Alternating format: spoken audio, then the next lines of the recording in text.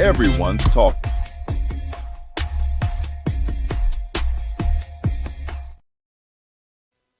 Meets culture. I'm a pretty great multitasker. I can wash dishes and do laundry. I can roller skate while walking my dog. I can even order lunch while doing my homework. But I can't use my phone while driving. A distracted driver is one of the leading causes of death in the United States. So when it comes to driving, please, don't be a multitasker. Don't drive distracted. A message brought to you by the National Highway Traffic Safety Administration, Project Yellow Light, and the Ad Council. You are tuned into New England's #1 for hip-hop. Yo, what up? My name is R&B. Hi, I'm LMA.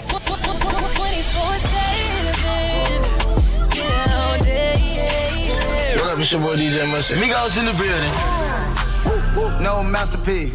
10 bad bitches, then they after me. SparkFMOnline.com. I know you gonna dig this. all hits all day, and it's all yours. Keep it locked to Boston's #1 for hip-hop, R&B, dancehall, and soca. SparkFMOnline.com, home of your favorite morning show, Saucy and Friends in the morning. Tune in weekday mornings, 9 a.m. to 11 a.m. Boston's new home for urban and Caribbean music. Spark FM. I love them a lot.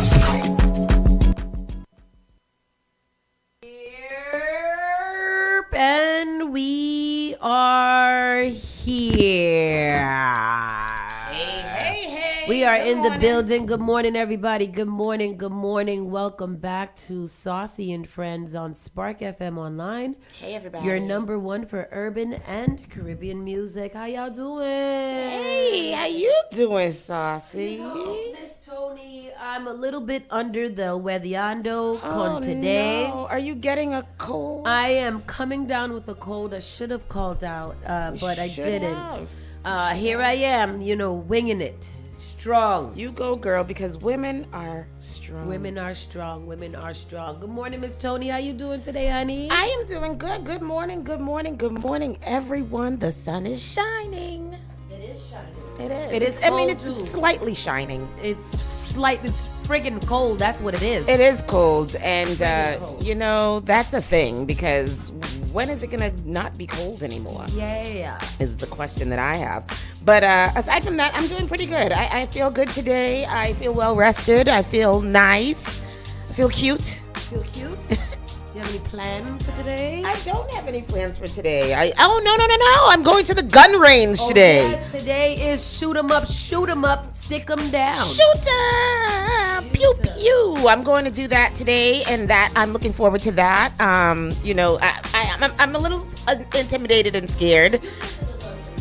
I went to the gun range probably about 6 years ago. Really? It was the last time that I went to a gun range. Yeah. Really? Yeah.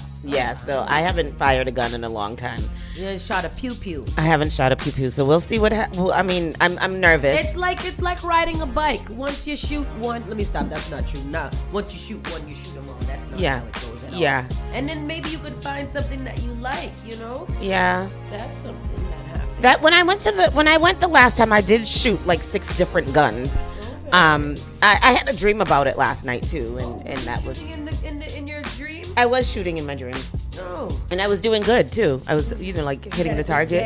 Yeah, I was doing pretty good. But I was at a range in my dream last night. So that happened. But no, I'm doing good.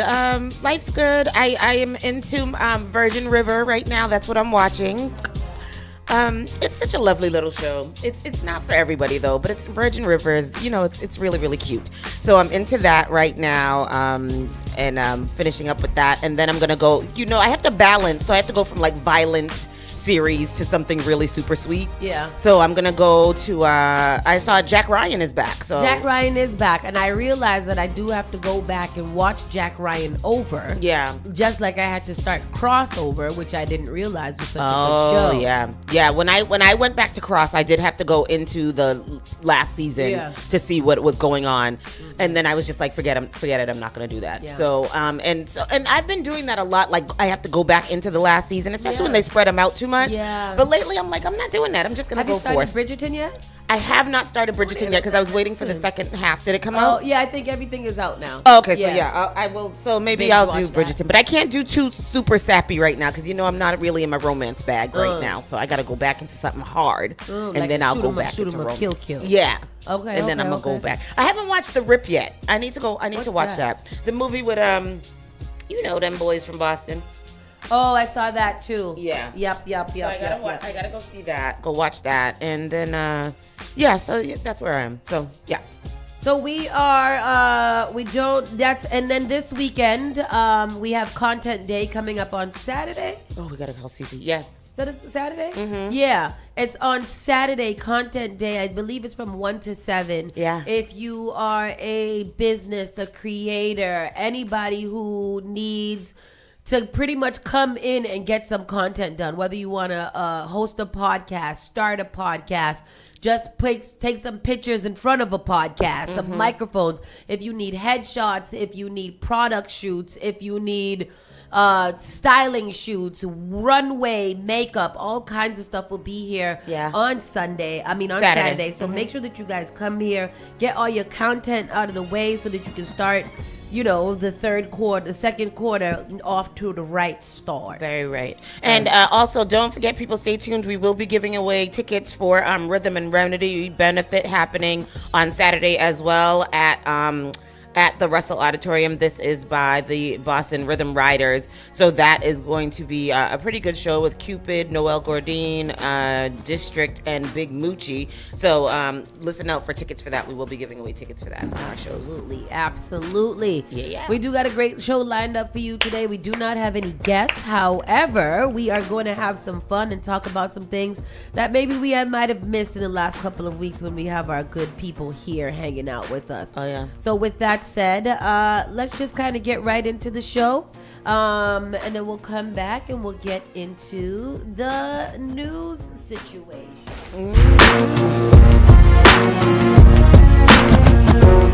You are tuned into New England's #1 for hip hop, Yo, what up? My name is R&B, I am Element. What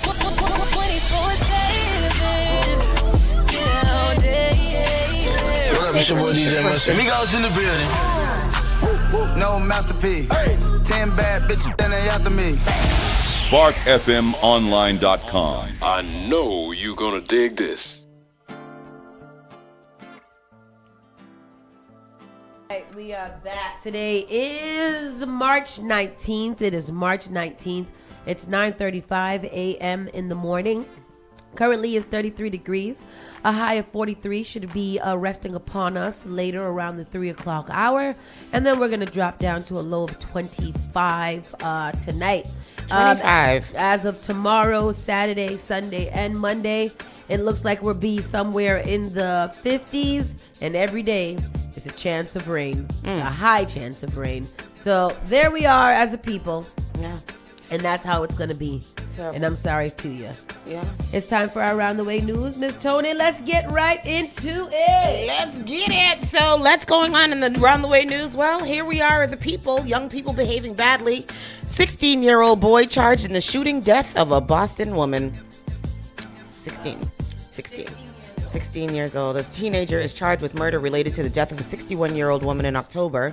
16-year-old boy from Needham is charged with murder, aggravated assault, and unlawful possession of a firearm. He is currently in custody on unrelated firearms charges and is expected to be arraigned in juvenile court at a later date, according to the Boston Police Department. The charges are in connection with the death of Marie Molea Anthony of Boston. On October 13th at around 1:07 p.m., Boston police responded to a radio call for a person shot in the area of 1855 Washington Street in Roxbury. Police found a woman with an apparent gunshot wound. She was brought to a local hospital and later pronounced dead. It's a 16-year-old. The 16-year-old was charged. The Boston Police Homicide Department continues to investigate the incident. Anyone with information, please call that in. Absolutely horrible. Yeah. Boston police arrest a 15-year-old in East Boston stabbing after he allegedly returns to the crime scene for his cell phone. You know, sometimes when I leave my cell phone at a crime scene, I too would like to receive it. Do you know these kids can't do without their phones? Yeah. Oh, damn! I just stabbed that nigga. got my phone. Let me go back right gotta there. go. Yeah. Where I stabbed him. Yep. To get my phone. Yeah. Where I stabbed him at. Too crazy. 2 suspects wearing ski masks allegedly stabbed a male victim in East Boston on Tuesday night after he refused to hand over his personal belongings, including his scooter. Like a whole stick-up children. Yeah. Responding officers then located 2 knives wrapped together in duct tape near the scene, along with a cell phone, and arrested a 15-year-old suspect who returned stating he was looking for his cell phone, according to police. Officers responded to the area of 11 Paris Street, which is near the Maverick T-stop, at about 10 p.m. for a report of an assault in progress. After the victim was attacked, he tried to flee towards Summer Street, and he later told police officers, At this time, a witness who observed the altercation exited his vehicle in an effort to help the victim, eventually removing a knife from one of the suspects, which he then discarded, police said. A second witness stated he observed the 2 suspects making jabbing gestures towards the victim's body. The suspects then fled the area. The victim was taken to a local hospital with injuries that were not considered life-threatening. After apprehending the teen suspect, officers allegedly found a ski mask with his possessions. He is facing charges of aggravated assault and armed and mass robbery in juvenile court. And that is just crazy. That's just crazy. Yeah. You stabbed him and then you really came back. Came back for your cell phone. Just came back all casually like, hey, guys. Yep, took off your mask and came back. Tragic what happened. Have you guys seen my cell phone? Yeah. My mom's going to kill me if I lose my cell phone. Let me just look for it here and go home. You guys got to be smarter. That's what I was telling CK yesterday. You got to think smart. You got to use your brain. Mm-hmm. If it don't make sense, don't do it. Don't do it. Don't do it. A Chelsea man was released decades after murder conviction won't be retried, prosecutors say. The man spent 34 years behind bars recidivism before he was released in 2020, while courts considered granting him a new trial. So prosecutors will not retry a Chelsea man who spent more than 3 decades behind bars for a 1985 murder he claims he did not commit. I spent 35 years in jail. I don't want a new trial. Yeah. Let me out. I'm sorry. Yeah. The Suffolk County District Attorney's Office formally dropped the charges against Thomas Rosa Jr., 64. Records from Suffolk Superior Court show. The DA's office cited new forensic testing, lost evidence, and changes in case law as the grounds for its decision. We are gratified that the Suffolk County District Attorney's Office decided to finally end this wrongful prosecution, Radha Natarajan, Rosa's attorney for the last 10 years, said in a statement. Given the new DNA and scientific evidence that dismantles the Commonwealth's case against Mr. Rosa, there was no other just outcome but to exonerate him. Yeah, because what were we thinking? We were going to put him back under trial, and he's not going to change his mind by saying that he didn't do it. And 34 years? 34 years. Like, what are we retrying? Why is that even a part of the conversation? This it should is be what either I'm saying. Probation or freeation. What are we doing here? He faced 3 separate trials and was found guilty in February of 1993. Y'all had put this man through enough. I'm sorry. And then did he do it? Because I think that maybe he did it. And maybe if he did it, I mean, if he went through trial 3 different times, I'm not saying that corruption can't be done, but I think somebody would find something at some point. However, he served 34 years. Yeah. Like, at the end of the day, he did serve 34 years, so I'm not really sure what's going. Halfway house him.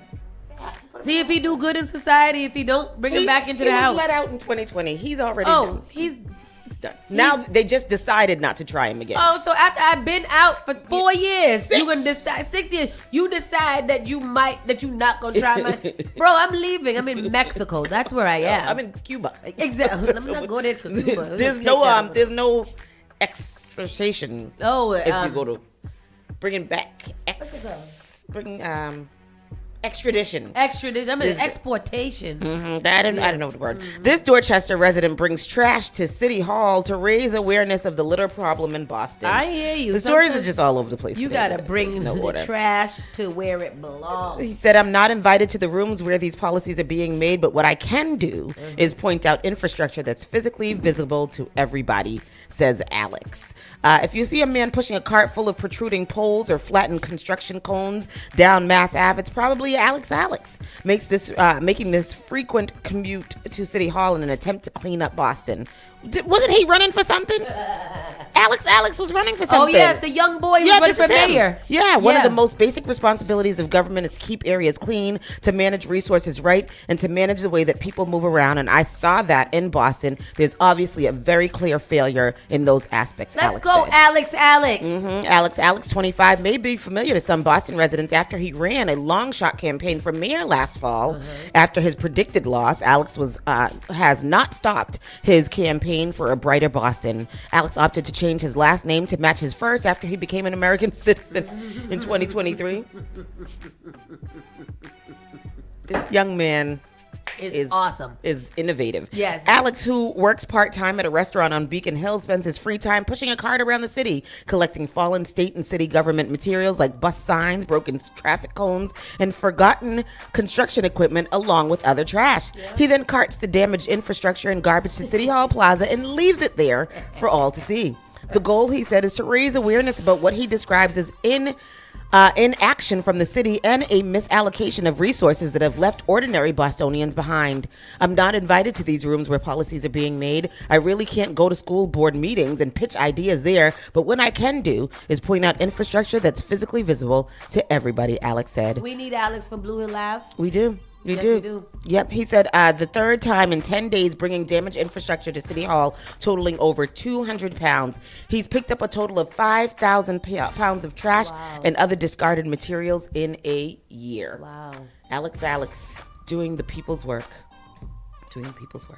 A Chelsea man So where we going now? Activists bring anti-war message to Savin Hill Bridge.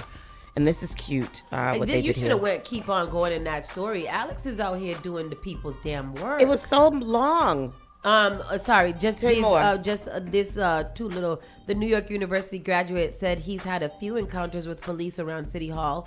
He's been arrested for dumping trash, but he did not have to complete 16 hours of community service earlier this year after being arrested for spray painting statistics about fatal car crashes in Massachusetts outside of the State House. Oh.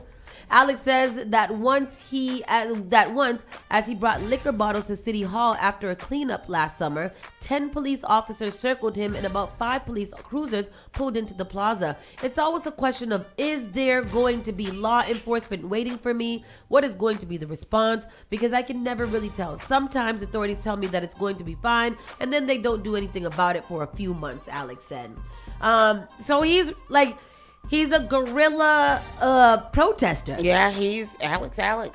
Yeah, like he's on it, and I'm really kind of glad that there are people like him around that are doing the silent work and not even paying it. This is great. Yeah. When Alex goes through neighborhoods picking up trash, some residents express their appreciation he said, however, he stresses that he can't be the only person cleaning up the city. He wants people to understand that at some point you're going to have to do this too. Yeah. On Earth Day, Alex plans to host a protest on the State House. He's asking participants to pick up trash from spaces that matter to them and bring their findings to the State House to show the legislature that our state looks like and how dirty it is.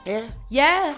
Get it in, Alex. Especially right now. He needs to come pick up this MBTA sign that's been all over the sidewalk over here. It is traveling, ain't it? that MBTA sign is everywhere. And so but Alex doing the people's work, as I said. I love it. Activists bring anti-war message to the Savin Hill Bridge. Some people speak their mind at meetings while others voice opinions in letters to the newspaper or on social media. This is from the Dorchester Reporter. Okay. But one group uses bridges to get their message out. In this case, the Boston Bridge Brigade assembles on a Savin Hill Bridge every Tuesday morning to voice their message over I-93 North to drivers heading into town during the morning commute. The small brigade formed last year and is made up of folks from all over the region, but includes some Dorchester residents who have become die-hard participants. It's a nationwide movement. They call it visualization brigades, said Kathleen Schnatt. We formed here a year ago. If our messages can't be put on the news, then we can put them on a bridge. It lets people who know who we are, maybe with us, but that someone is speaking up and they're not alone. I think we were the first group in Boston doing this. exist, but there are others now. The volunteers assemble around 8 a.m. on Tuesdays in Savin Hill and does the same in Newton on Thursdays over the Mass Pike. This Tuesday, their message was no troops in Iran. Another anti-war message read, war crimes don't hide sex crimes. Touché. Say that. Captured 2 weeks ago by the Reporter in a photo that went viral on the internet with over 1.5 million views on the Reporter's Instagram page alone. Robin said they have more than just anti-war messages to include immigration, Epstein files, and even healthcare matters. I like the one about RFK, dangerous dumbass, she read. Yeah. Snat says a core group of the organization worked together each week to figure out what the message will be and how to execute it in their limited numbers and space on the fence line bridge on Savin Hill Avenue. State police have also instructed them not to use bungee cords to secure their letters, so they also have to come up with a slogan that volunteers can hold in place. At this point, I have a large collection of letters and we can reuse them many times, she said. We went out and bought a lot of poster board and we have a member who makes the letters for us. While the group gets a lot of honks and affirmative hand gestures from drivers, one surprise has been the large volume of approval honks from large semi-truck drivers. It really has surprised me. The drivers of the big trucks honk vigorously, she said. You wouldn't even expect them to support our messages, but unequivocally they do. Yeah. This is awesome. Good for them. War crimes don't hide sex crimes. I love it. Yeah. I love this type of protesting that is not a big grandstand with nothing to show for it. Yeah. This is subtle. Like people are driving, and that's right. War crimes cannot hide sex crimes. They cannot. And I think that I am so embarrassed by America. Every day I am embarrassed. Every day. Because it's like at some point nobody can stop this foolishness. Trump is so unhinged. I was seeing how he was in some meeting with Mike Johnson or something like that. And he was talking about somebody in the cabinet or whatever who is sick right now, and he was like, you can name the person if you want to. And Mike Johnson was kind of hesitant about naming the person. He was like, no, go ahead, name him. So Mike Johnson named him, and then he was like, yeah. And then what was going on with him? And Mike Johnson's like, oh well, he's sick and he's not doing well. He's like, yeah, he's gonna die by June. Yeah. Are you like with a smile and a smirk on his face? What is that? What is wrong with you? It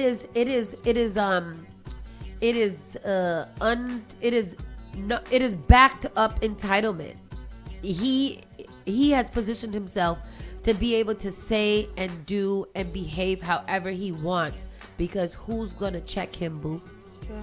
Who's gonna check him? Have you ever, outside of a movie, have you ever seen anybody just behave however they want to in a position as high as the president with unchecked everything? Yeah. He's the Denzel Washington in Training Day. Yeah. Like he could just do whatever he wants to all the time. Yeah. And we can ask him as many questions. We can depose him. We can subpoena him. We can impeach him. All of it. But until somebody is willing to put their lives on the line and figure it out for us, we're just here. We're just here breathing. Breathing. Charges dropped against a man accused of harassing a mayor. Charges against a Massachusetts man accused of harassing a local mayor have been withdrawn by the Pennsylvania Attorney General's office. In October, charges were filed against 36-year-old Todd Hugh of Boston for allegedly harassing Slippery Rock Mayor John David Longo and his family online. According to charging documents, Hugh... I don't know. Is it Hogue? Hogue? How do you pronounce that? Hogue? Hogue. I'm making things up. Don't ask me. I don't know. Allegedly made threatening comments towards Longo's family and sharing Longo's home address. On Wednesday, those charges were dropped by Pennsylvania Attorney General's office. The case was moved to District Attorney Rich Goldinger office to the state AG's office because of a conflict. I thought this was our mayor, so that's why I put it in there. It's also funny though because the way that people hate Mayor Wu, y'all ain't got nothing to say. Y'all ain't going to her house and harassing her. They do be outside of her house. That's why she had to do the law the other time that you got to be you got to start your protesting at like 6 a.m. and not 4:47 in the morning, because who got time to be waking up early in the morning to go yell out somebody else's house? That's crazy. I don't even want to hear people's voices that early. Like I don't want to hear my own voice. I don't want to know if I can speak until I'm out of the bed and walking. That's what I was thinking yesterday when I was getting phone calls early in the morning. Like, sir, The first conversation I want to have is at Spark FM. Yeah. I never want to talk to anybody else except for the audience at Spark FM first thing in the morning. No. Leave me alone. Don't do it. Massachusetts schools face closures, mergers as enrollment hits a 30-year low. They are saying that school people aren't enrolling in schools because of this whole ICE crisis and all the foolishness that's going on here. School enrollment in Massachusetts at a 30-year low with 275,000 extra seats in schools operating below 80% capacity. School officials at districts across the state are weighing the cost. And then we sit there and we flaunt and taunt the fact that 80% of our high school people have graduated. That's because there's only 10 people in the class. There's only 8 people at school. So they have nothing to do but to graduate. We cannot be prancing around these big numbers when the real data behind it says ain't nobody going to school and ain't nobody can read. Yeah. So what we doing? Yeah. These decisions are not confined to urban schools. They affect rural and suburban areas as well. Acton, Boxborough, and Belchertown, both in Hampshire County, are closing an elementary school in June. The Boston Globe reported that Boston is also closing 3 schools this summer as it aims to eliminate nearly 1/5 of its schools. The looming shutdowns are expected to add to more than 3 dozen public schools that have closed or consolidated since the COVID-19 pandemic upended the student learning. The list includes closed elementary schools in the Cambridge, North Middlesex, and Wellesley districts, as well as the merger of many more charter schools. According to the Boston Globe, one of the most significant potential mergers is in western Massachusetts. The Mohawk Trail and Howell-Lemont regional school districts are exploring a merger. The merger could result in closing all elementary schools and moving students to Mohawk's secondary school, which would undergo slight renovations. How big is that town that you could close all the elementary schools? Have you ever heard of the Mohawk Trail and the Howell-Lemont regionals? Where is that at? Exactly. Here in Massachusetts. My next question is, if you guys are not enrolling the children in school, where is the children at? They just home? They're scared to send the kids to school. But this is where's the American kids that could go to school? What are they doing? I don't know. Is all of our schools primarily made up of immigrants? The decreasing student population, which ramped up during the pandemic and once again during President Trump's policies on immigration, has resulted in more and more empty seats in classrooms across the Commonwealth. In fact, the Massachusetts School Building Authority says many schools sit underutilized. Half of the close to 1,600 schools assessed this year operated at less than 80% capacity, more than twice the rate in 2010. Is this because the birth rate is low too and people's not having kids in the first place? Because why we had all these schools in the first place if ain't nobody can go to school? I think since COVID-19, a lot of parents has opted to homeschool their children too. Oh. Yeah, so that's been going on too because people didn't want to get their kids vaccinated. A lot of parents are working from home, so they're like, since I'm working from home, you can work from home too. Things like that have been going on, and then of course with this immigration thing going on, people are really, really scared of this immigration foolishness that's happening here. What else do we have here? Trial underway for a mass woman charged in boyfriend's antifreeze death. Women just be out here. I didn't mean to giggle at that, but we talked about this before, right? No, this is a different one. Oh, this is different. Different antifreeze. This is a different antifreeze death. So, a Massachusetts woman accused of killing her boyfriend with antifreeze in 2022 is on trial for murder. Judith Church of Salisbury has pleaded not guilty to poisoning her boyfriend Leroy Fowler with ethylene glycol, which is often found in antifreeze, ink, de-icing fluid, and hydraulic brake fluid. Prosecutors have charged Church.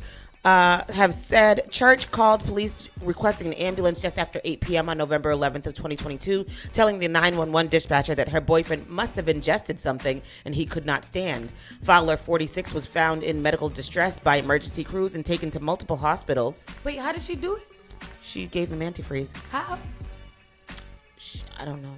It doesn't say. It doesn't say. She put in it. How she drink some antifreeze? An autopsy decided to determine he died of ethylene glycol poisoning. Let me see. How old is she though? Because this is her. Because they had a little old lady up there before.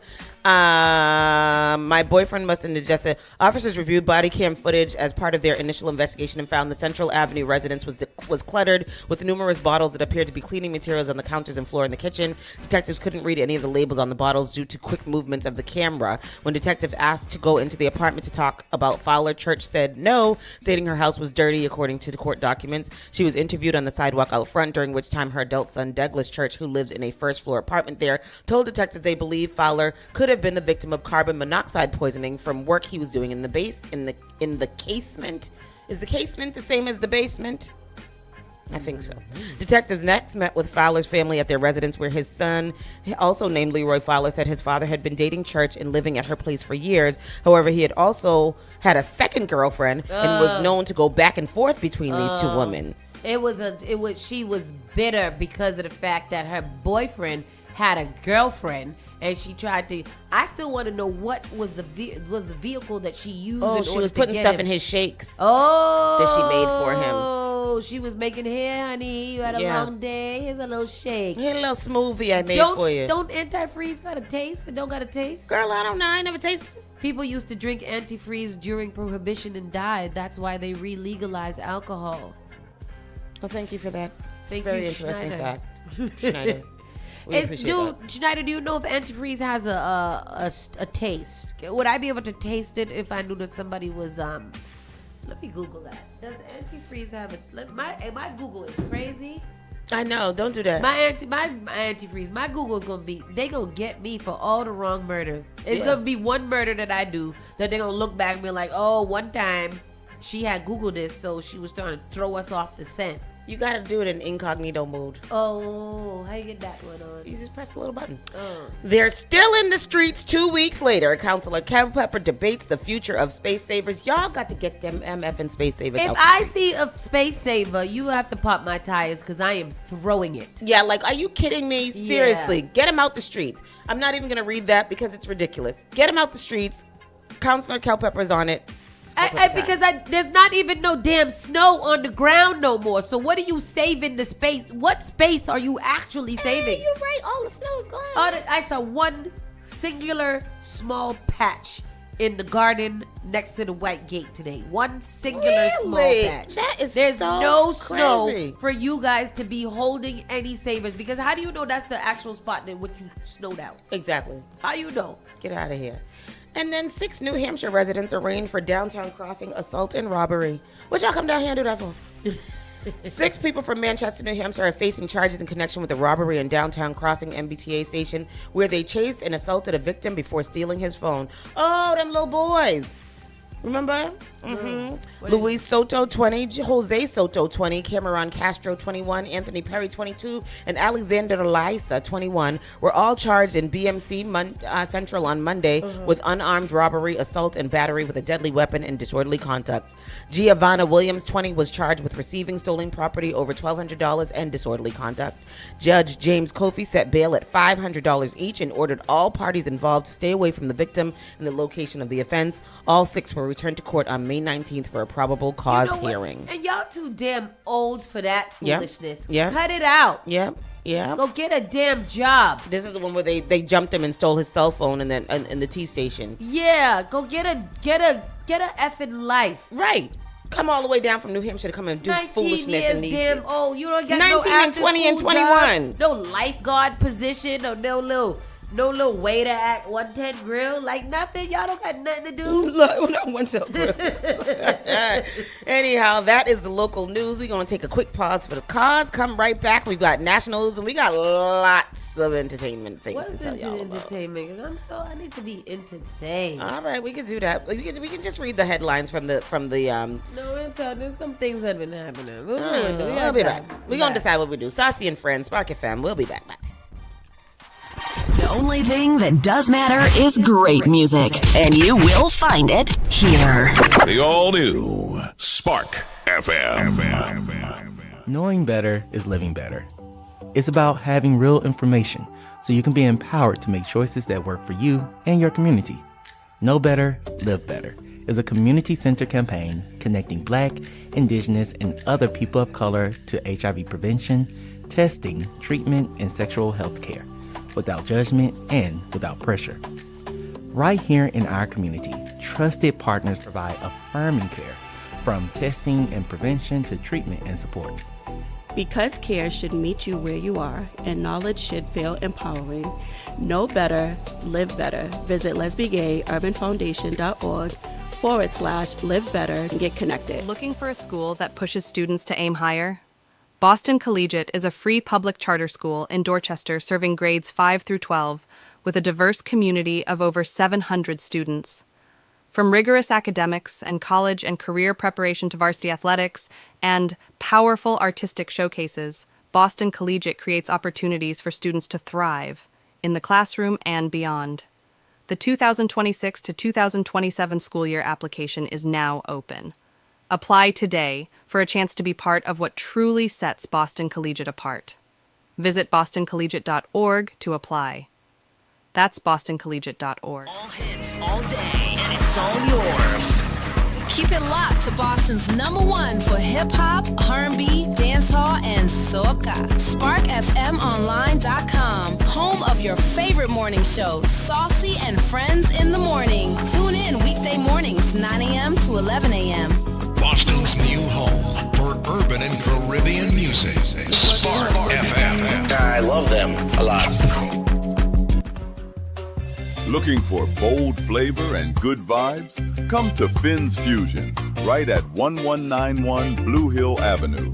We're bringing you the best of Caribbean cuisine with a touch of African flavors. From savory breakfast sandwiches to mouth-watering small bites, the famous steak and cheese on cocoa bread, and daily $6 lunch specials. Stop by, grab a plate, and taste the fusion everyone's talking about. That's Finn's Fusion, 1191 Blue Hill Avenue, where flavor meets culture. I'm a pretty great multitasker. I can wash dishes and do laundry. I can roller skate while walking my dog. I can even order lunch while doing my homework. But I can't use my phone while driving. A distracted driver is one of the leading causes of death in the United States. So when it comes to driving, please, don't be a multitasker. Don't drive distracted. A message brought to you by the National Highway Traffic Safety Administration, Project Yellow Light, and the Ad Council. You are tuned into New England's #1 for hip-hop. Nobody tell me nothing. Yo, what up? My name is R&B. I am Element. What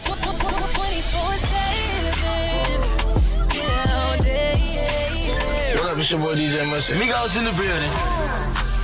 No masterpiece. 10 bad bitches, then they after me. SparkFMOnline.com. I know you gonna dig this. I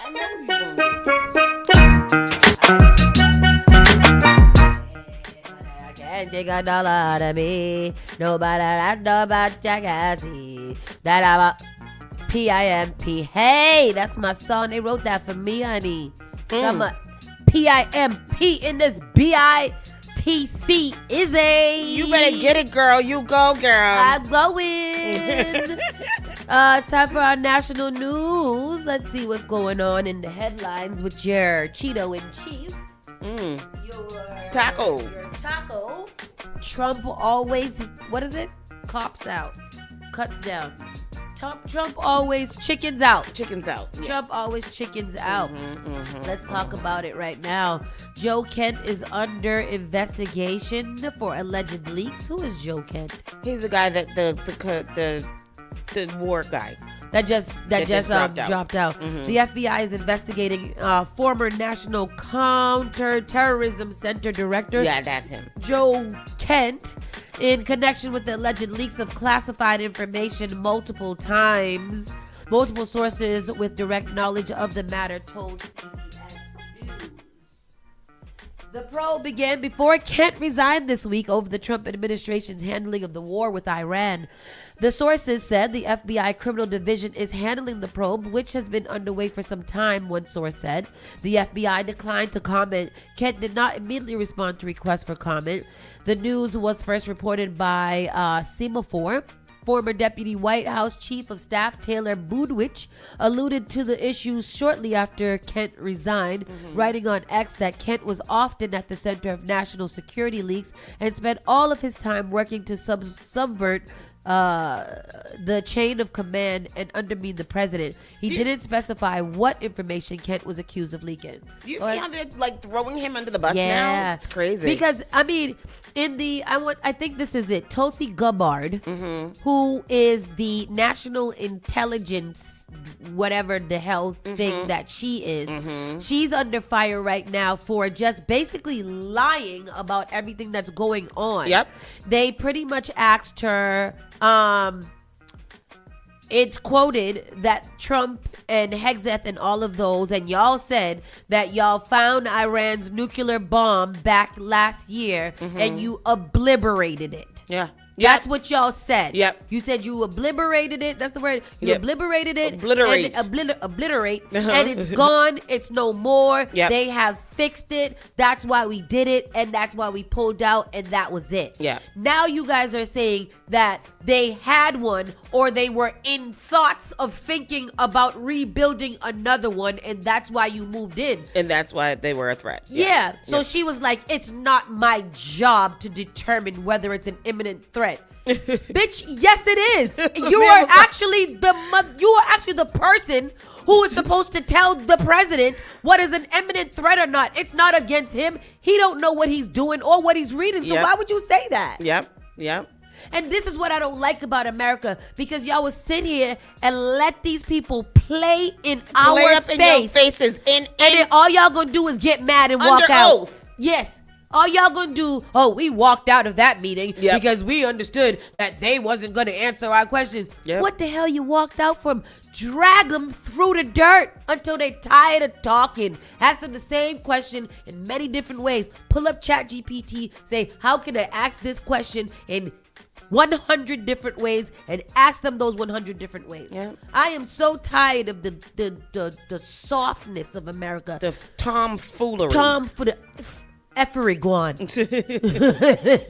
Everybody want tech you for idiot. Tech me for idiot. I mean, come on, bruh. Like, what we doing? We're not serious at all here in America, and it's actually just disgusting. U.S. Postal Service says it could raise first-class stamp prices. People still buying stamps. I thought people just email. I was looking for a stamp the other day. Did you know? Shout out to my good friend who put me on that all corner stores sell postage stamps. No, sir. All of them do. Really? Even right down here, you could go get a stamp right in a corner store. In all my years, I was last week years old. When I found that out, because I was like, oh man, I got time to go to the post office. He was like, just go to the corner store. I said, what? The corner store? Went to the corner store, brought back a stamp. Have they always done that, or is that something new? I think that's always there. It wasn't new to anybody. Wow. I tell you, boy, I tell you the truth. I did not learn every day. So speaking of that, a first-class stamp could soon cost nearly $1 American as the U.S. Postal Service warns it may run out of money by 2027 and looks to raise prices to stay afloat. This is the United States Postal Service is in the same boat as a small, tiny business in Mattapan. Why would they run out of money? Because of what? Because of the war. We are spending $1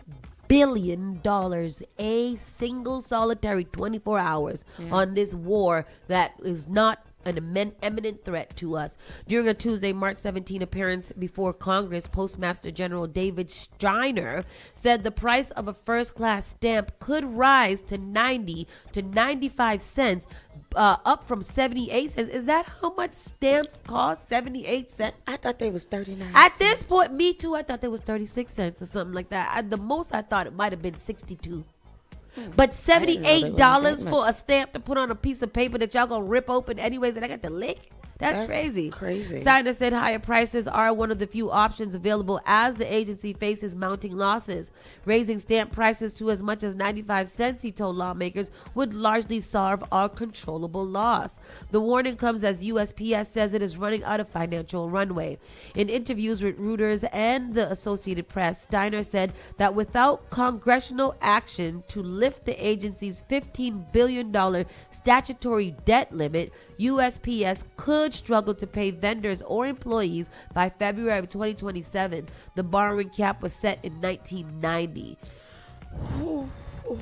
Trump's push. That many people using stamps? So that was my initial question that I would like to be answered. I didn't know that was that many people using stamps. But then when you think of, do stamps cost? Do stamps count? Like if you get it stamped? You know what I mean? A stamp is a paper thing that goes on there. But if you get it stamped from like the post office your job department where they put the on there, does that count as stamping too? Or is it just the physical paper stamps that you lick for an envelope? As that many, maybe old people? Oh, maybe older people. I don't know. Yes, Auntie Iris is the only, and Daddy. They're the only two people that I know that always have stamps on the. I always have a book of stamps. Do you, Luanda? You seem like the type that would always have you seem like the type that would have a little book of everything. What you be stamping though, Luanda? I do check, so I think that's my problem too. Like I should have stamps because I'm a check writer. I love to write a check, which most of the kids in America can't do either. No. Because y'all took out the classes that taught children how to write in cursive, like i.e. sign their damn names, and how to write an envelope to somebody else. Right. Well, because I don't think that people use checks to pay anything anymore, too. So that's why. Wow. What do you mean? They don't. Everybody pays everything online. And see, that's the problem, because when you pay online, you always end up with a little extra fee, a little $3 surcharge, a little $4 if you use your card. No. I go to the bank and I ask them for a book of checks because I write checks for they bills. Had turned off the thing to pay rent online a couple weeks ago. My rent was very late because I was like, how am I supposed to pay you? What am I supposed to do? My rent, like for here, when I pay on the digital line, it's an extra $60. Oh yeah, my apartment complex doesn't charge you extra to do check buy thing, but if you use like certain credit cards, they charge you $30 extra. Yeah, no, $30, and things like that don't make any sense. Why should I pay an extra $60 fee to give you all this money that I already don't have? Check me. Here's your check. What you charging me that for? It's exactly. Crazy. Don't use that system if it's charging you $10 extra. Because who has that? And one time I didn't have checks, so I had to pay it twice and I had to do two different transactions. $120 effing dollars to pay the damn rent digitally. That's madness. I will drive to the bank and get you guys a check. I'd rather pay the $10 at the bank than give y'all an extra $60. I ain't doing it. Trump's overhaul as financial pressure builds. President Donald Trump has revived calls to revamp the Postal Service. Last year, Trump said he was considering moving USPS, currently an independent agency under the Commerce Department, bringing it under direct executive branch control. We want to have a post office that works well and doesn't lose massive amounts of money, Trump said.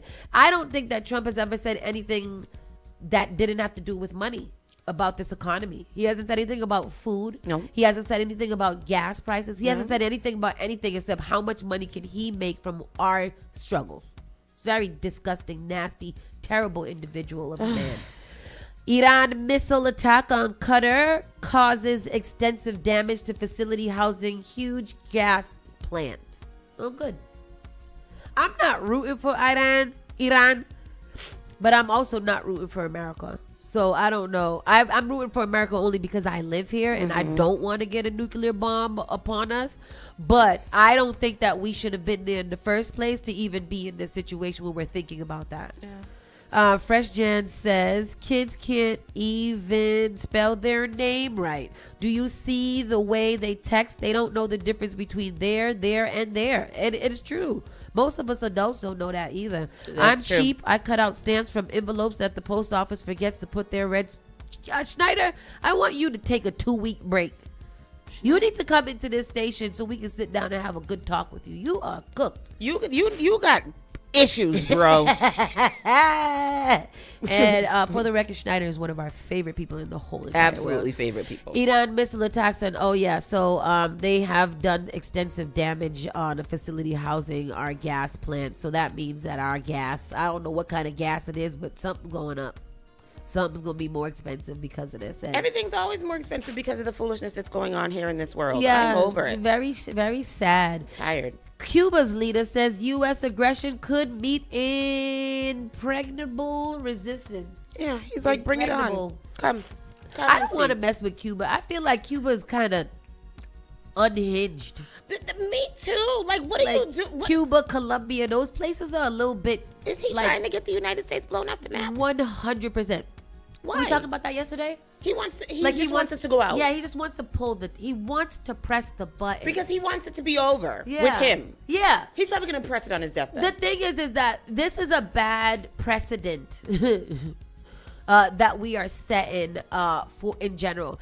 I think that Donald Trump fully understands what he's doing, and in order to lament himself in history in a significant way where he is always talked about for the rest of his entire life and after death and down to his legacy. I think he wants the world to end with him. He has to. No, but I think he wants the world to end with him. It could be. Yeah, like I wouldn't be mad. Let's all go out together. Either we end it with him or his name never stops being talked about. Because imagine in 20 years... like we'll be talking about this era in our life that Donald Trump was the president, and this will be significant. Like the children are going to read this and be like, damn, America let this happen. Yeah. Oh my God, America let this happen. I can't believe that America did this. It's going to be such a depressing era when we talk about this Trump administration. This is the depression. Yeah, we're back into the Great Depression, and that's gonna. Cuba's President Miguel Diaz-Canel has slashed out. I can't read. Sorry. You want me to read it? It's had to bigger. Has lashed out at President Trump, suggesting he can do whatever he wants with the island and that the U.S. could take imminent action against him. Writing on the social platform X last Tuesday, Diaz said the Trump administration publicly threatens Cuba's government almost daily with overthrowing it, and any acts of aggression will clash with an impregnable resistance. The comments come after new threats by Trump and U.S. Secretary of State Marco Rubio, who said the Cuban government's socialist economic model needs to change dramatically. While the Cuban government places heavy restrictions on the country's private sector, decades of U.S. sanctions have crippled Cuba's economy. The Trump administration is looking for Diaz-Canel to leave as the U.S. continues negotiating with the Cuba government. According to a U.S. official and a source with knowledge of talks between Washington and Havana, I don't know what any of this says, but and it's boring to read. Basically, don't mess with us because we not going to just sit here and let I guess my one of my issues that I have is what besides the American military and like might be Korea or Japan or Russia and stuff like that, can somebody come do that here? Like, how come nobody has said America needs a regime change because of the way that the American president is collapsing the global economy? We have got to save the American people the way that Donald Trump is saving Cuba and what's the next place he just Venezuela. Iran. Like, how come nobody's coming to save us? Yeah, that's a good question. That is a very good question. I think that we need to be saved. I mean, let me not say anything because all of the other world leaders that are in this position are equally as evil and terrible. But you know what else they got, though, for at least their people while they're being tyrants and dictators and stuff like that? They got shit like free healthcare and food and education. Money. You know, like if I got to live under dictatorship, but I get to be cared for without having insurance or spending extra money, or I can eat nicely and that there's some whatever. We don't even get that, and that's what Americans are not even understanding. All these other countries with dictators at least give their people a little food. They taking food from our babies' mouths because God forbid a 2-year-old get a free $2 lunch while Donald Trump and Pete Hegseth spends $1 billion on crab and snow legs. I just saw in the news downstairs when I went to get my tea that they're looking for 200 million more. I think it's $200 million more to fund the war over there in Iran. 200. Oh wow, that's nice.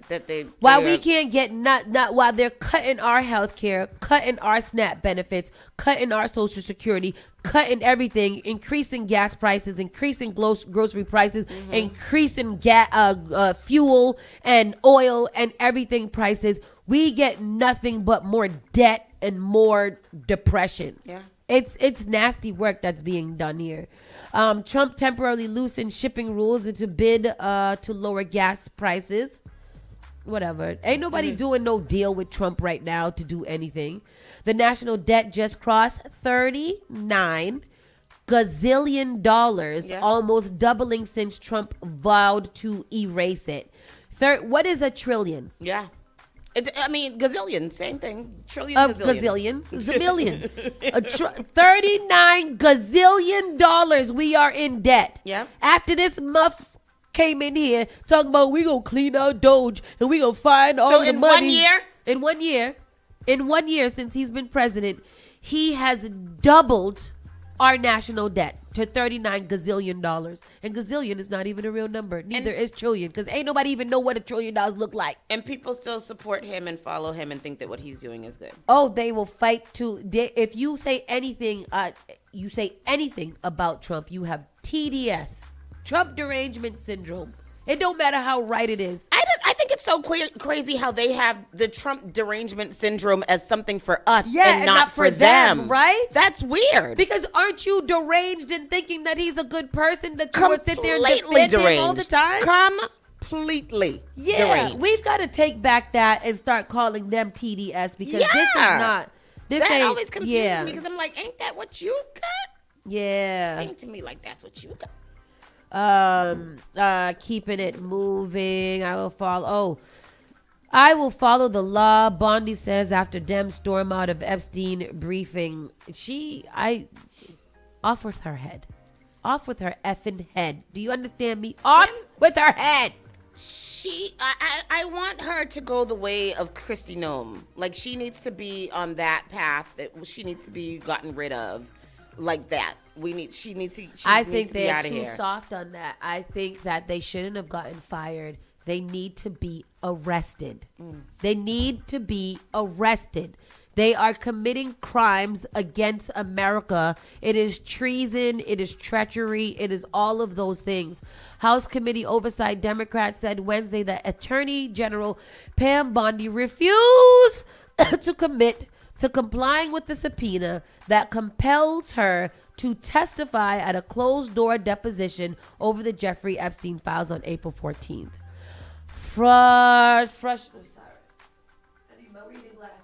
Frustrations boiled over Wednesday evening as Democrats stormed out in protest of a closed-door briefing on the files, characterized it as a fake hearing. Republicans, Rep. Robert Garcia, the top Democrat on the committee, told reporters she refused on multiple occasions to commit to fulfilling the subpoena that Chairman James Comer actually just put out. I asked her repeatedly that question. Our members asked her that question, and she would not commit to it. It is outrageous, it's infuriating, and it is continuous, this White House cover-up of the Epstein files. Republicans, however, contended that Bondi actually stated that she would follow the law regarding the subpoena.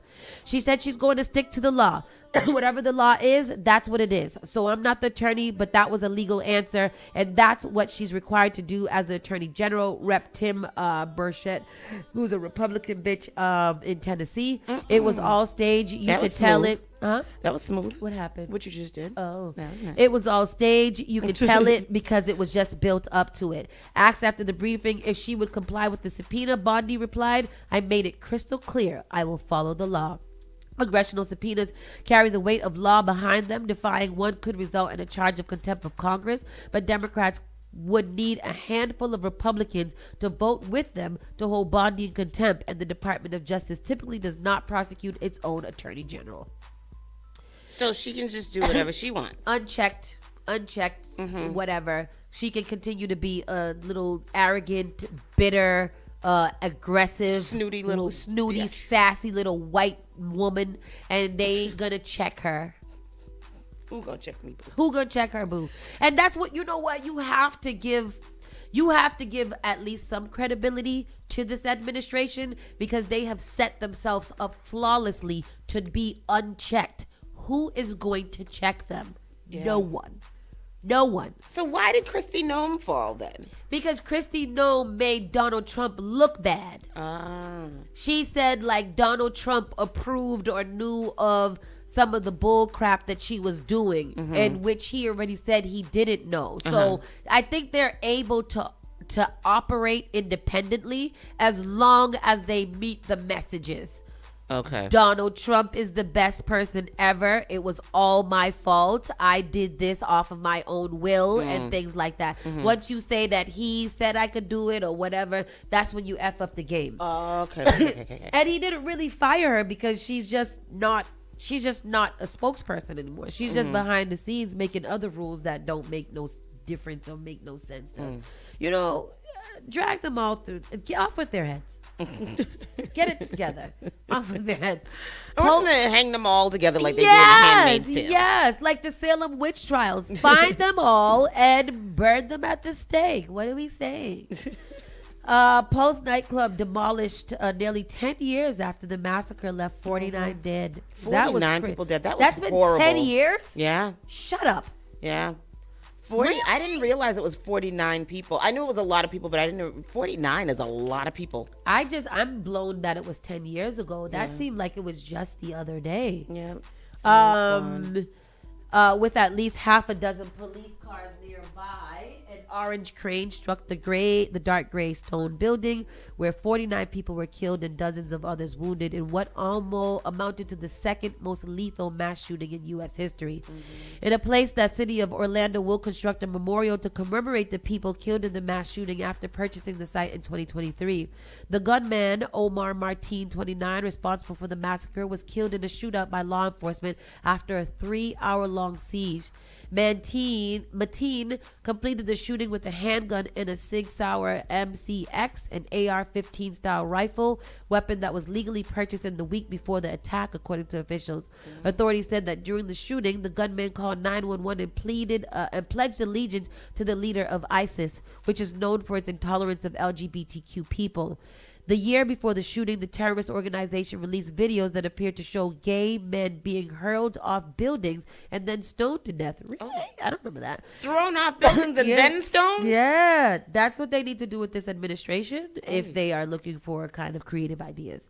Before the attack, Mateen called the authorities and told them of his affiliation with ISIS, according to authorities in 2013. Officials said he was also investigated by federal authorities after allegedly making inflammatory comments about radical Islamic propaganda. One person killed 49 people? Yep. The FBI looked into Martin again the next year, investigating him as a potential suicide bomber. According to officials, all investigations into the gunman were closed. The demolition of the building comes as a precarious time for LGBTQ rights in the United States, particularly for the nation's transgender community.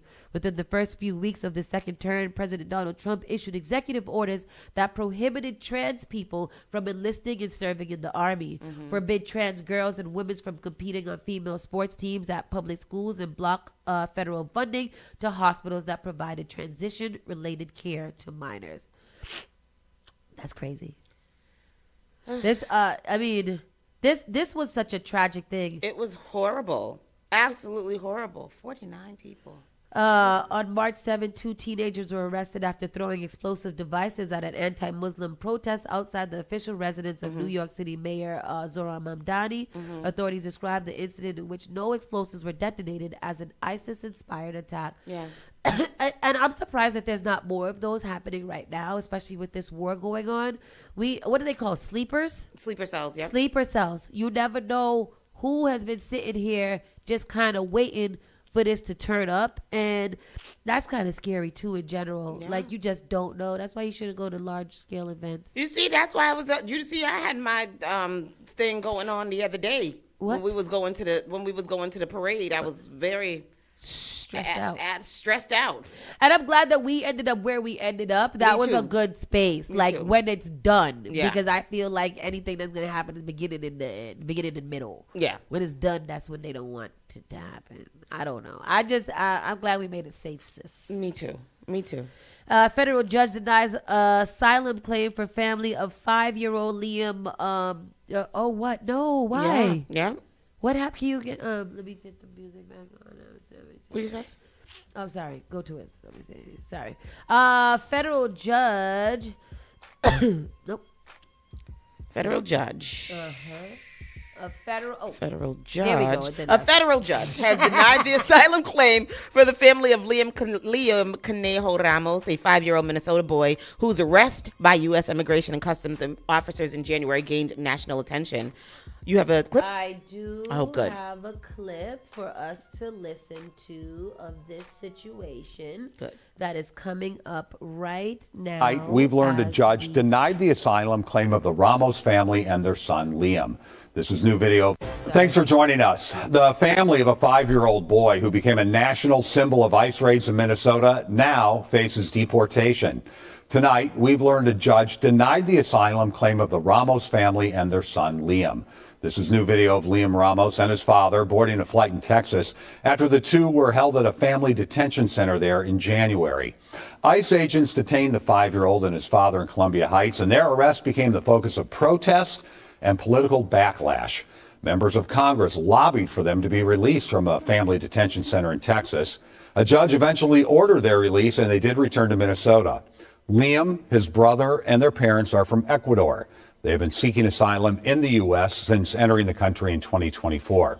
Today, the family attorney says a judge based in New York denied their claim in mid-February.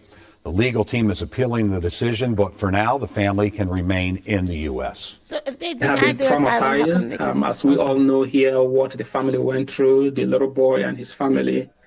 What they seek is for the government, U.S. government, to be very considerate, look at the humane face, the humane quality, the due process rights that we are all entitled to. Tonight, Columbia Heights School said in part, while we respect the legal process, we cannot ignore the profound human impact, especially on children, of this federal action, which has disrupted the lives of so many of our community members. That's terrible. So if they say they denied asylum, why are they letting them stay here so that ICE can detain them again? Or something?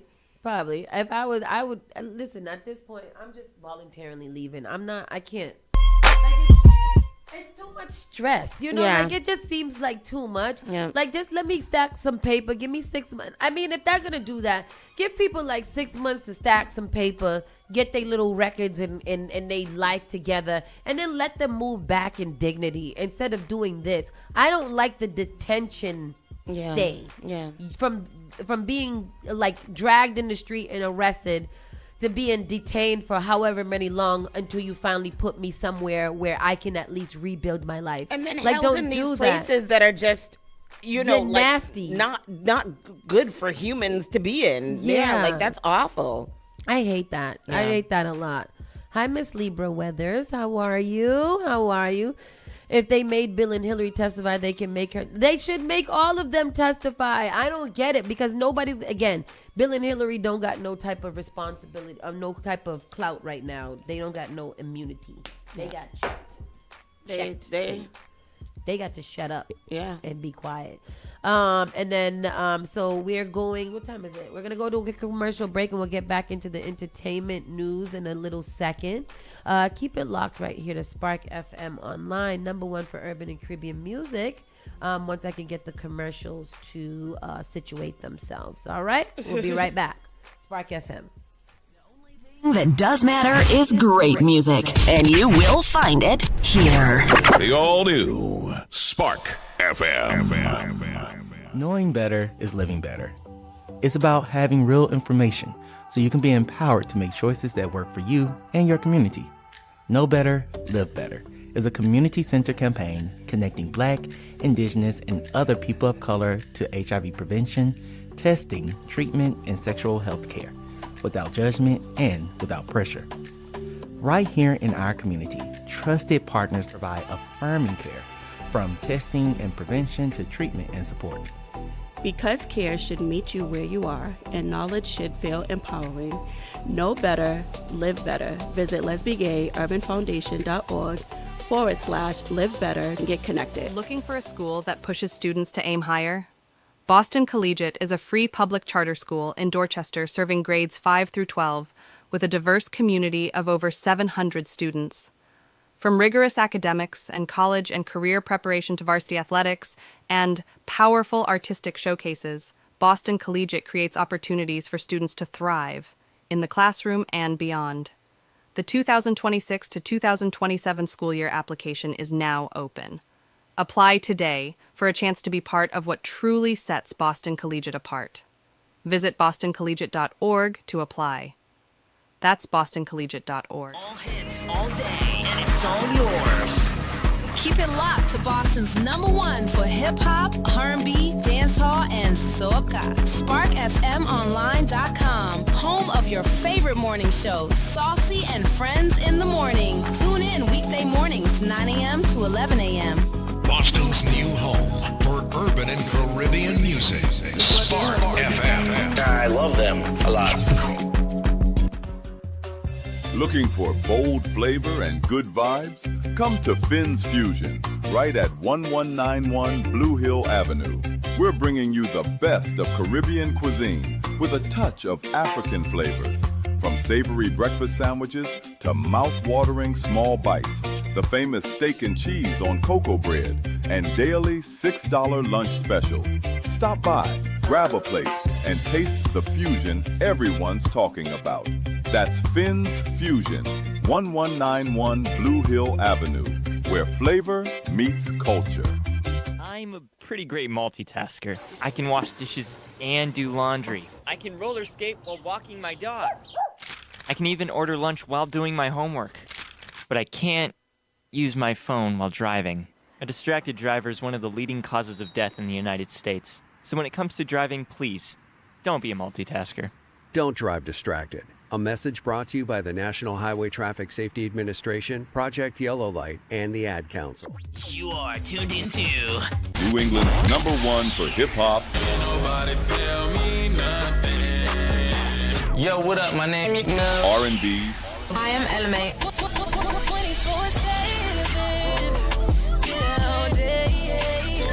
up? It's your boy DJ Mustard. Migos in the building. No masterpiece. 10 bad bitches, then they after me. SparkFMOnline.com. I know you gonna dig this. All right, we are back. Spark FM Online, #1 for urban and Caribbean music. This is Saucy and Friends in the Morning. Miss Tony, Hot Sauce in the building, and it's time to get into our entertainment news to find out what is going on with everything happening. We did have a little update of a story that we have been following. Oh, tell us. And this is some Boston news. Where is it here? Do tell. What is it? Let me see. Oh, Boston officer faces manslaughter charge after the fatal shooting in Dorchester. Really? I think this is the carjacking one? Yeah, I think so.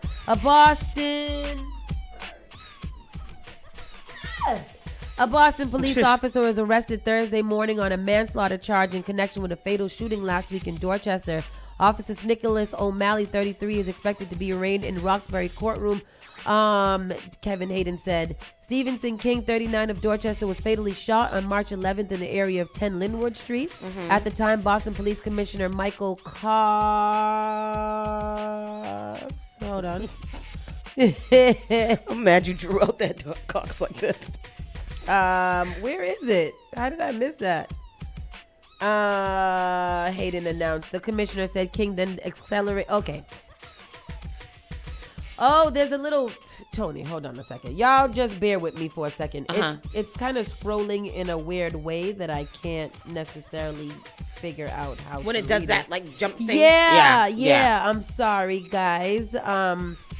Let me put this in the WhatsApp, and then can you put it in the thing? Yep.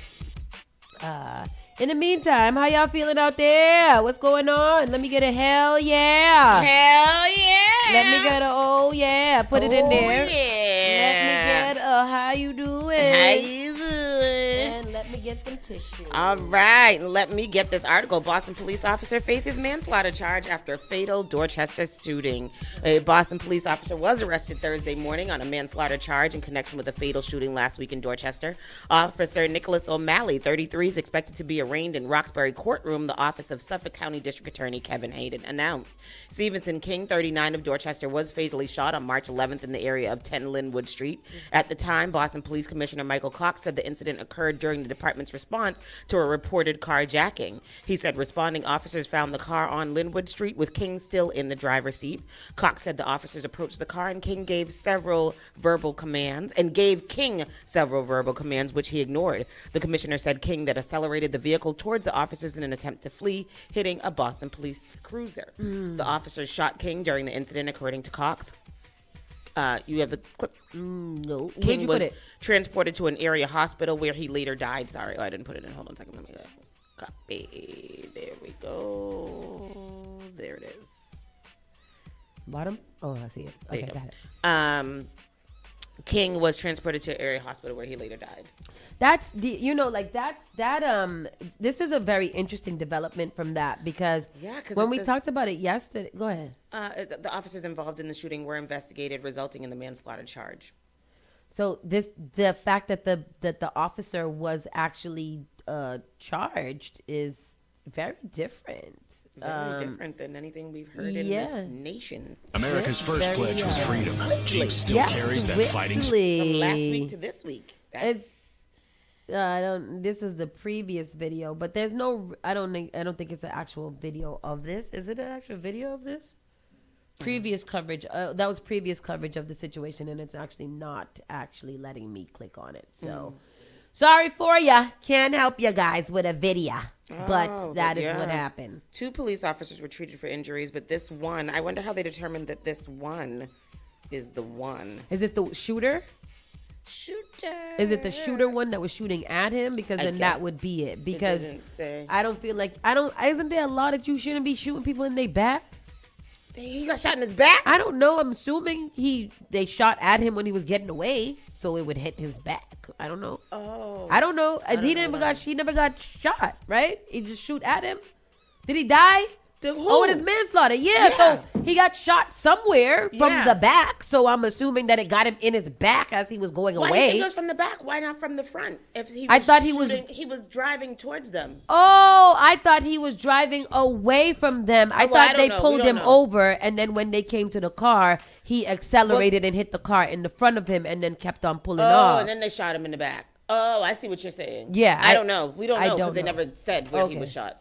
So, but anyhow, that is development that is wild. Let's get into the entertainment news. That's crazy. Well, we'll find out more about it now. But like you said, it's very weird that a police officer would be charged. Afro man testifies that unflattering videos of sheriff's deputies were their fault after an imperfect raid. So I was seeing about this. So Afro man.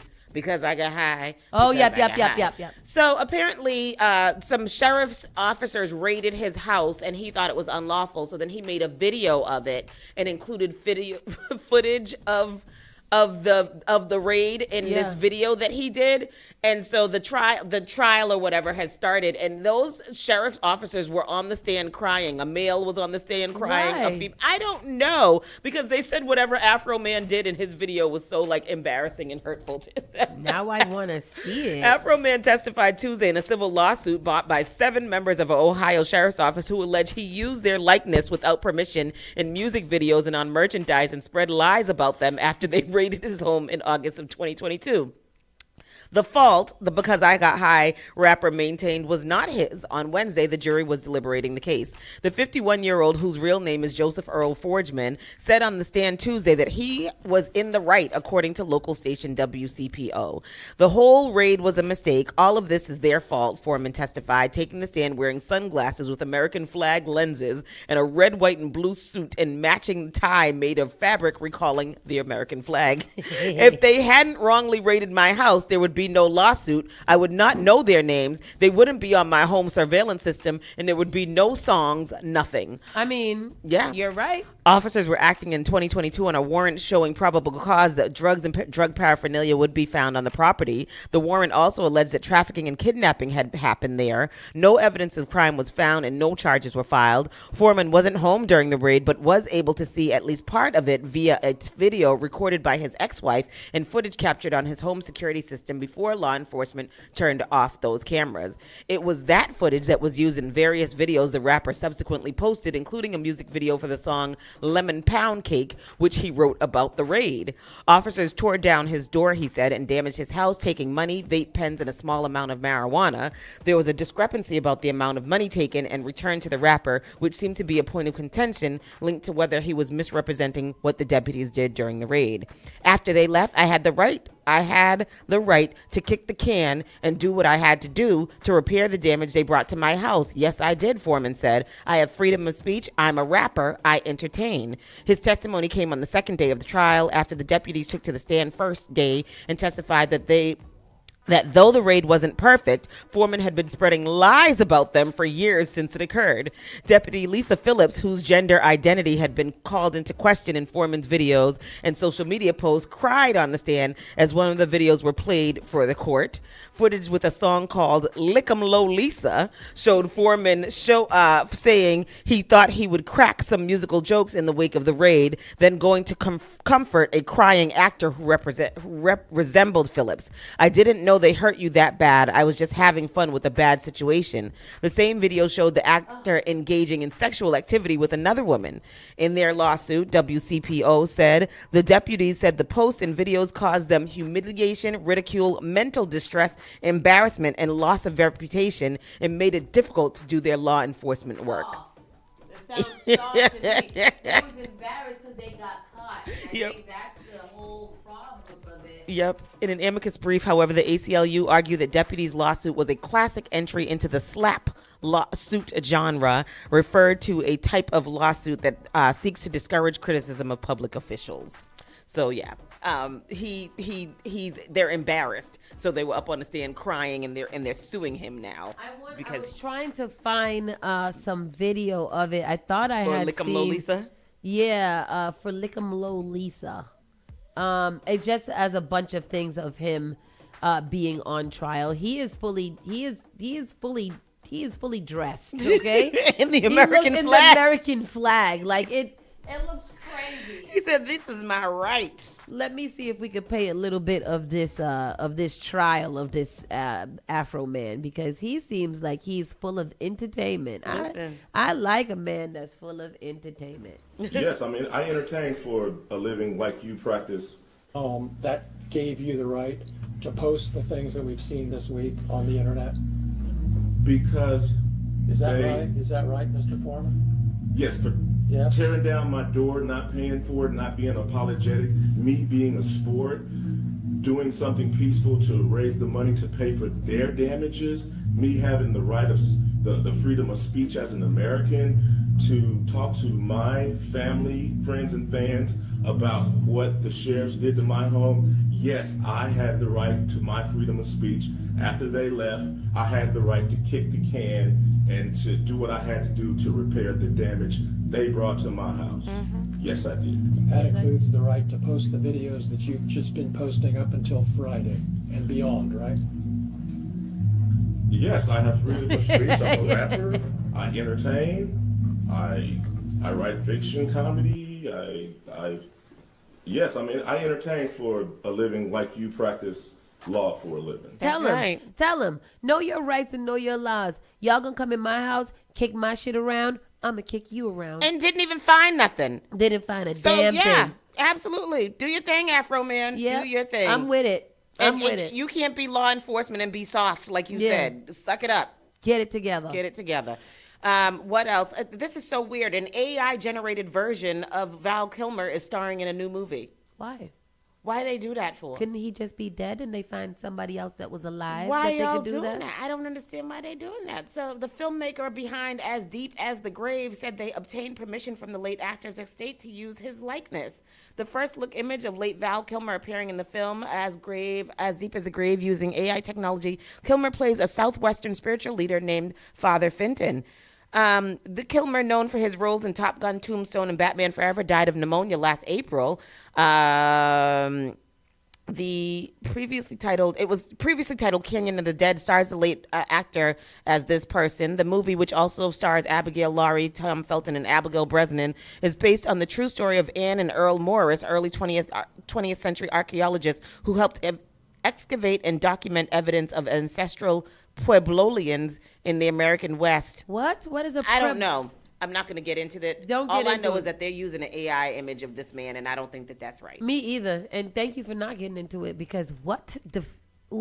Why y'all doing that? Is there there's no other white man actors that look like Val Kilmer that y'all could have casted for this? It's not even like he started the role and then died in the middle of it. Now y'all just using, that's why y'all doing that. That's lazy, and that's why AI is destroying the earth, and Next that's thing why you know, we're going to be able to go to a Tupac and a Prince concert and all kinds of stuff because y'all want to use AI images to do Don't do this. Don't do this thing.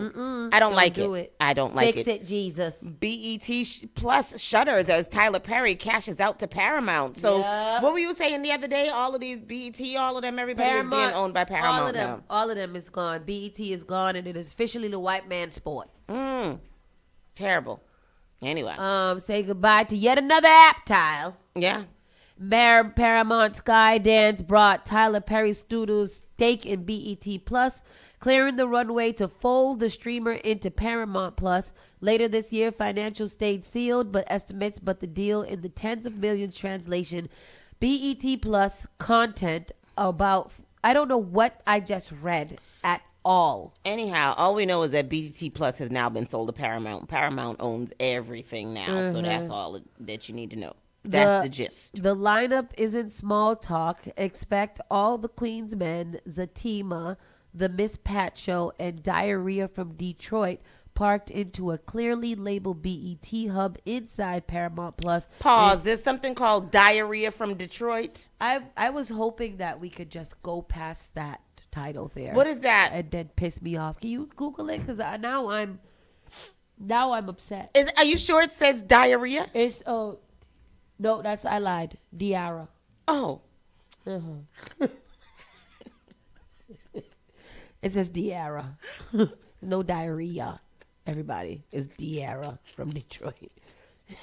You was gonna make me Google in my Google search diarrhea from Detroit. Do Detroit got water yet? It's not. It was Flint, Michigan. Yes. Not. Detroit is Michigan as well. You're right. I went to school there, goddamn it. I know about goddamn. You sure did, didn't you? Michigan. Yes. 5 years of my good life. You was there for 5 years? 5 American goddamn years. Only to come here and suffer in silence. Why was you there for 5 years? Because I was a little retarded. Oh, wow. Oh, my. I mean, R word. I didn't realize you were gone that long. Yeah, I was there because after I switched my major, I had 1 extra year that I had to complete the rest of it. So that's why I graduated with communications and a minor in allied health. And what was I doing all Just that time? Chilling, hanging out, looking around. Where was I? Just around, behaving or not, doing that fun. Around town. Oh, wow. That's crazy. What else we got here? TikTok. TikToker posed as a MAGA supporter, then collected $30,000 from followers. You know what? I'll allow it.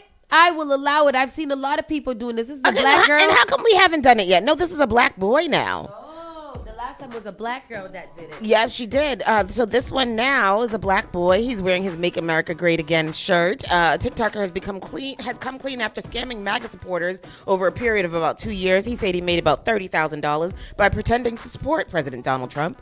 The TikToker has at least 3 accounts, reports Newsweek. One where he was following over 47,000 people, the MAGA account where he scammed MAGA followers, and now a burner account where he announced what he had done. His main TikTok bio now says, I scammed MAGA for 30 bands. I'm sorry, y'all. I was never MAGA. I'm just a monkey from the trenches. Free Chima. But it was on his burner account where he posted a video of himself singing his own rhyme to the melody of Frere Jacques. And the video was there. Coach Chima had a strategy where he started the separate TikTok account in October of 2024 to attract a certain kind of follower. He portrayed himself as a young MAGA supporter who was on the bad side of his family and the community for his views. He began his MAGA-loving account with a video saying, my parents cut me off for supporting Donald Trump. That's how she did it too. My family disowned me. My cousins don't speak to me. He then continued, I'm alone in this world, but if you know what? It's cool. I'm still going to fight for what I believe in. That same month, he posted another video where he shared some personal info, like claiming to be homeless. At the time, he said that some MAGA supporters had footed the bill for him to go to a Trump rally. Charlie Kirk is dead now. Charlie Kirk is dead now. So we clap our hands and we do the money dance. Trump's a homosexual. Trump is a faggot for beefing with Iran. Why you trying to bomb Iran? Yeah, I like it. I'm with it. He about to get a few of my dollars too. Trump is in a fed. Trump is in a bitch. In a head. Hey. Yeah. I like it. That's cool. So Coach Chima didn't stop there, but his last post shortly after Charlie Kirk's death had made all sorts of claims directed at his target audience, from wishing that Trump would win the elections to saying that he was getting married, but due to his MAGA beliefs, he couldn't ask them to the wedding. Things like that. Coach Chima did it. He got $30,000. Does he have to pay that back? Or is that his? That's his. They gave it to him. Former Destiny's Child member Farrah Franklin responds to Terrence Howard's claim about dating another bandmate over Beyonce. She was like, that ain't happened. Terrence is a lie. And I believe her. Former Destiny's Child singer Farrah Franklin recently responded to actor Terrence Howard's claim that he had a chance to date Beyonce, but he passed on that opportunity to go for another member of the female group. Howard, 57, touched on the topic during a discussion with Patrick Bet David on an episode of PBD broadcast. People reported the Empire State Star made the claim that after Bet David touched on Hollywood's power couples and made reference to Beyonce 44 and Jay-Z 56. Oh, wow. Speaking of Jay-Z, Jay-Z is going to be the Roots picnic. Did we say that? Yep, we talked about that. And he's also doing a concert at Yankee Stadium. Oh. Blueprint concert in Yankee Stadium. Yeah, we might have to go outside. Howard said that though he had a chance to date the Grammy-winning singer, he rather opted to woo another Destiny's Child member. I had a chance to date Beyonce early on, he said. We had a lot of conversation, and I ended up talking to the other girl instead of, Destiny's Child. The girl with the blue eyes, he added, though he did not identify the band member in question. Formed in Houston, the first... What did Farrah say? Farrah Franklin recently spoke with people about Howard's claim, I'm Farrah with the natural green eyes, not blue, and I can confirm that Terrence Howard and I had a few friendly outings, but nothing romantic. We went to the studio a few times, and I will say that Terrence is super talented. I won't speculate on anything else that was said, and as always, I wish everyone well and remain focused on my own journey. So she said they went out, but he didn't hit. Yeah. That's what she said. That's true. Sometimes you just go out on a little friendly outing with these men. Don't take that body with you, honey. Don't take it with you. Mystical, shake it fast, but watch yourself. Shake it fast. You're going to jail now. He been in jail. He's been there. Mystical faces up to 20 years in prison after pleading guilty to a third-degree rape following a 2022 arrest. And this is a video. Oh, okay. You have to tell me that beforehand. So Sorry, I mean to say that. And then no more words. Let me read it. Yeah. I'm going to read. Mystical has pleaded guilty to third-degree rape in connection with his 2022 arrest. He had appeared in a Louisiana courtroom on Tuesday, March 17th, officially entering his plea, for prosecutors downgraded the charge from first degree. So what is he pleaded guilty to? Second-degree murder. What is the degrees of rape? Let's see. Yeah. Go ahead. Keep going. The 55-year-old rapper, whose real name is Michael Lawrence Tyler, faced 10 criminal charges, including first-degree assault. USA Today reports a first-degree rape charge can mean life in prison, while a third-degree conviction carries up to 25 years. So first-degree rape or aggravated typically involves forced, non-consensual penetration accompanied by severe aggravating factors, such as the use of weapon, inflicting great bodily harm, or multiple perpetrators. Second degree is generally involved non-consensual sexual intercourse, but with fewer aggravating circumstances than first degree. It often includes instances where the victim is incapable of consent due to mental impairment, alcohol, or drugs. Then we have third degree, which is what he pled guilty to. Laws vary by state, but these often involve sexual contact or intercourse without consent that does not meet the high risk factor of the higher degrees. Probably like date rape and, them kind of things. On July 30th, 2022, authorities arrested Mystical after a woman at an emergency room accused him of rape and battery. The incident also led to 9 other charges, including battery and false imprisonment. During his March 17th hearing, prosecutors filed nolle prosequi notices, officially dropping those charges and deciding not to pursue them further. According to People, Mystical now faces up to 20 years in prison. The court set his sentencing date for June 15th. The musician became a lifetime registered sex offender after his 2003 sexual assault conviction, which led to his arrest and charges at the time. After his 2003 battery conviction, he served 6 years in federal prison and was released in 2010. Oh, he's out. I thought he's been in prison all this time. He's out. He has another rape case though. He's got mad rape cases. Is he out? I don't know. The Ascension Parish County Sheriff's Office announced his arrest in August of 2022. After authorities responded to a local hospital about an assault at the hospital.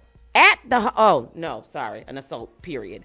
At the hospital, detectives interviewed the victim, who reportedly suffered minor injuries. The incident reportedly started with a financial dispute at his home. Police ended up searching his home in Prairieville, Louisiana, and reportedly found evidence supporting the victim's accounts. Sheriff's detectives also told prosecutors that the examination found wounds consistent with rape. Before his current case, Mystical served 6 years in federal prison for a 2003 sexual battery conviction and was released in 2010. In 2017, he faced new charges and spent 18 months in prison before getting released on a $3 million bond. But then he was arrested and he's been in jail since 2022. Yeah, because I was like, why would you let that out of jail? He seems like a deviant. What is wrong? Why you got to do that for?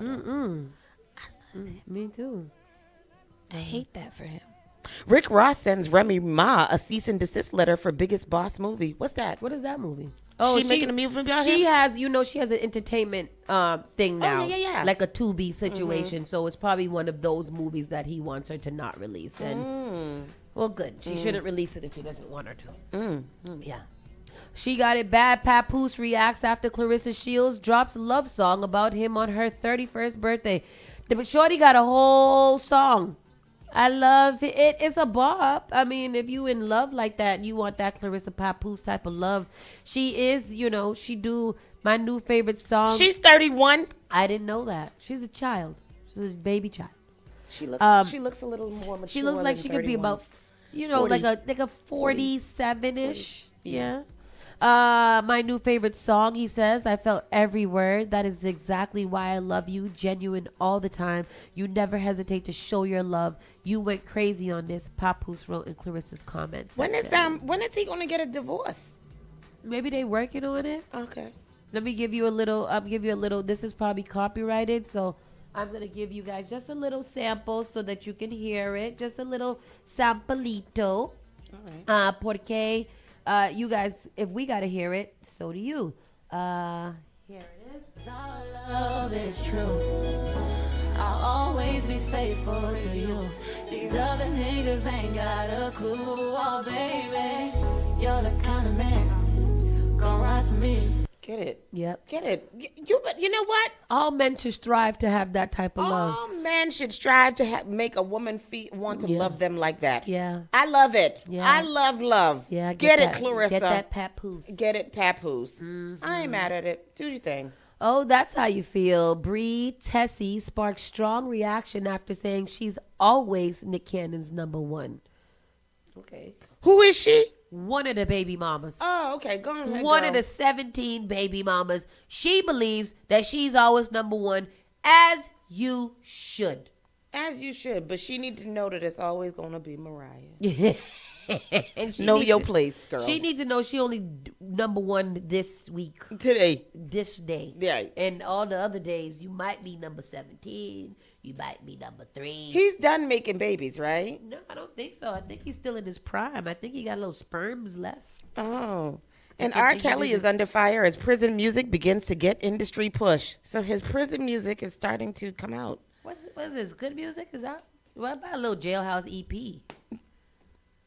You know? R. Kelly has done a lot of harm to his reputation for many years at this point. Some would say it's irreparable. However, there are a few folks out there wishing the best for him and even hoping for a musical return. One of his recordings from behind bars is actually gaining some decent traction right now as a result, and it's causing controversy.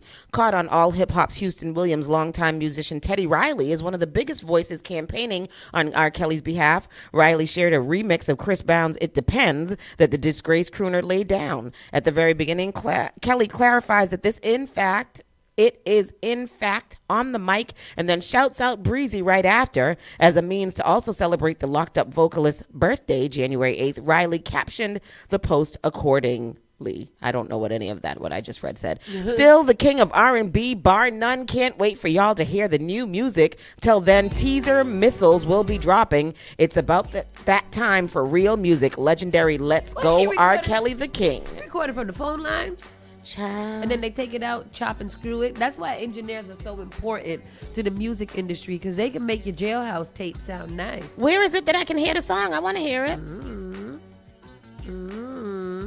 R. Kelly prison music sparks backlash. Well, yeah, I don't know. But anyhow, that's R. Kelly. Oh, here it is. R. Kelly sentenced to 30 years in prison. No, that's not it. I don't know where it is. But anyhow, I'm going to find it. I'm going to listen to it because I'm just going to listen to it for show research, not because I'm an R. Kelly fan or anything. Agreed.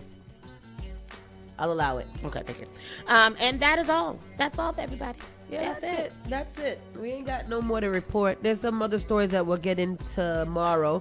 And tomorrow's going to be a good day. We have our good media brother in the building tomorrow. We'll be talking to Java with Jimmy, checking in with him, see what's he's going on. And we're going to talk some good old Boston trash. We're going to talk ish. It's Friday. It's F-word Friday. So we're going to have a good time. We're going to talk to things. We're going to say the silent parts out loud. Yeah. Get a little shady, get a couple of phone calls from our civic leaders on the trash talk. And that's going to be how we're spending our Friday. That's what we're going to do. That's what we're going to do. Shit Talk Friday. With that said, you guys be blessed. Bye. Don't be stressed. The day is young. So are you. And you are blessed to be here in the house of the Lord. Amen. You better say motivational things at the end of the show. Hallelujah. With that said, I'm going straight to my bed. Absolutely. I'll see you guys later. Bye.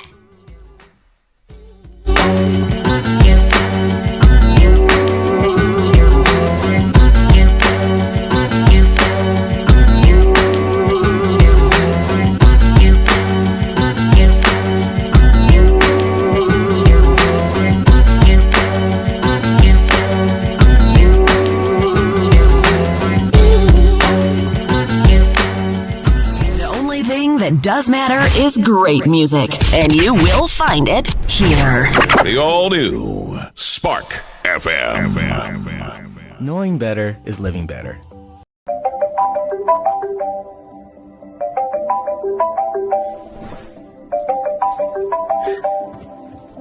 Log on to SparkFMOnline.com. The all-new Spark FM.